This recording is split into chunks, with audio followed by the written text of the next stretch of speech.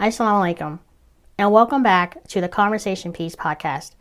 I'm your host, Aquila, and we are continuing our journey into the science found in the Holy Qur'an that predates modern-day discoveries and knowledge.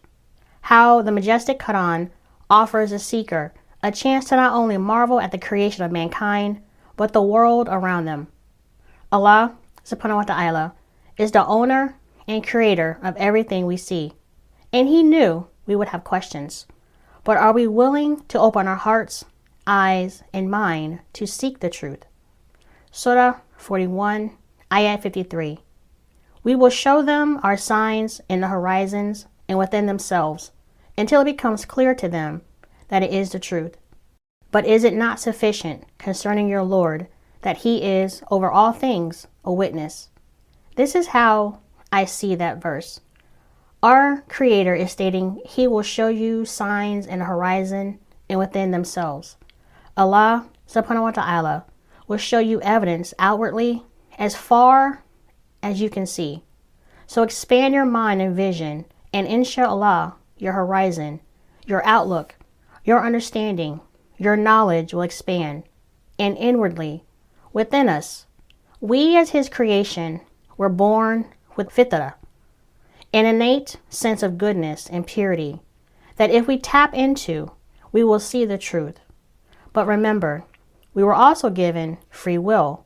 So if we ignore our fitrah, we can dull ourselves to be existing in this world, deaf and blind. Surah 7, Ayat 179. They have hearts with which they do not understand. They have eyes with which they do not see. And they have ears with which they do not hear. But Allah subhanahu wa ta'ala is also stating, since He is the owner of all, is He not enough of a witness to you?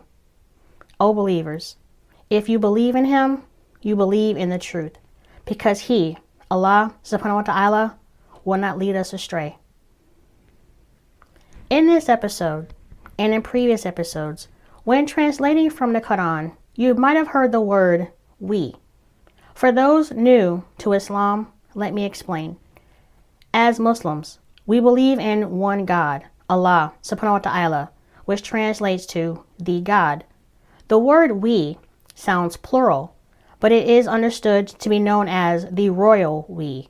The royal we, used in the English language, is used as a personal pronoun, used by royalty like kings and queens, and other persons of higher stature, instead of the singular I. In the Quran, when you read we, it is understood that Allah subhanahu wa ta'ala is referring to God's supreme authority over all things. It is a linguistic choice, also conveying His authority, command, or an action being taken. So I hope that helped. Now, let's get into it. Surah 21, Ayat 30. Have those who disbelieve not considered that the heavens and the earth were a joined entity, and we separated them and made from water every living thing?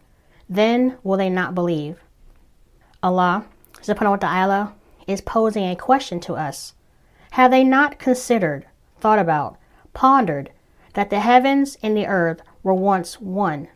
Some see this verse as the Big Bang Theory, as our universe conceptually was a singularity, and upon explosion, it separated with such force to form the universe.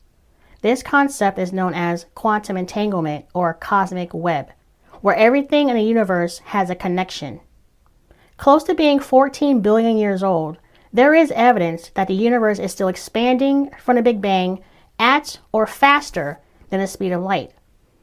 Edwin Hubble also confirmed that the universe was still expanding back in 1929. Prophet Muhammad sallallahu alaihi wasallam was given this knowledge in the 7th century.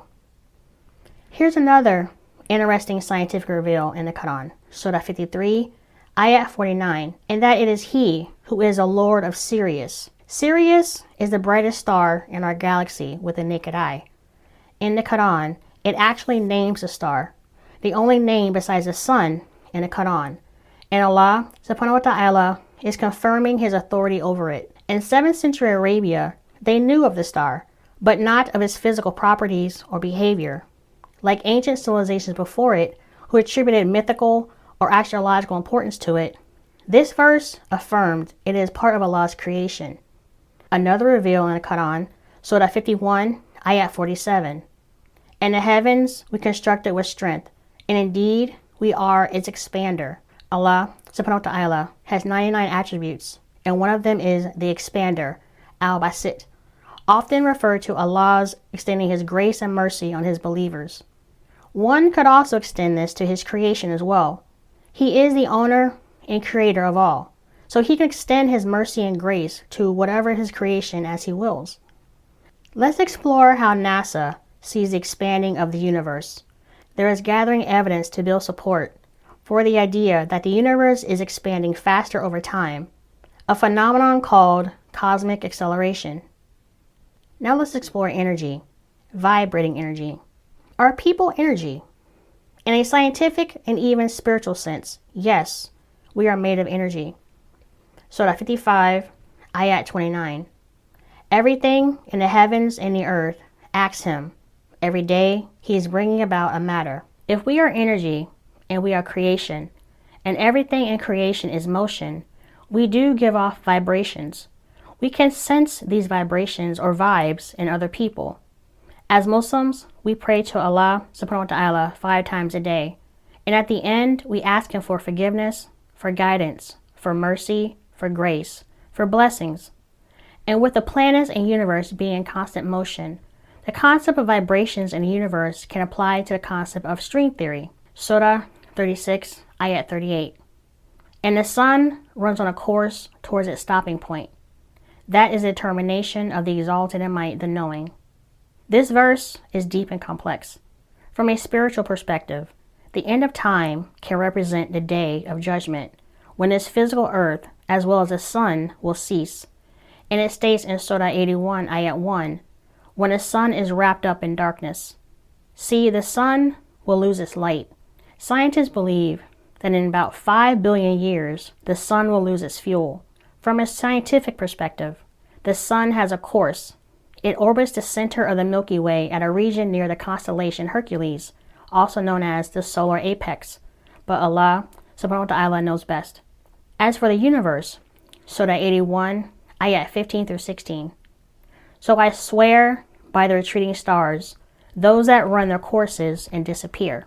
See, everything in the cosmos applied by universal laws and physics. But there is dark matter and dark energy present that can alter a star's course, such as a black hole, which can make it disappear. The planets and stars run their course.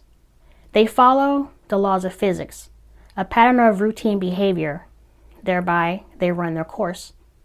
Dark matter and dark energy can't be seen directly, but their presence can affect visible matter. Muslims believe in unseen forces, like the angels and the Jinn. These creations of Allah subhanahu wa ta'ala are made of different substances, and their behavior is different, as their natures are different. Angels are made of light and are devoutly obedient to Allah subhanahu wa ta'ala. They do not flinch in their duties.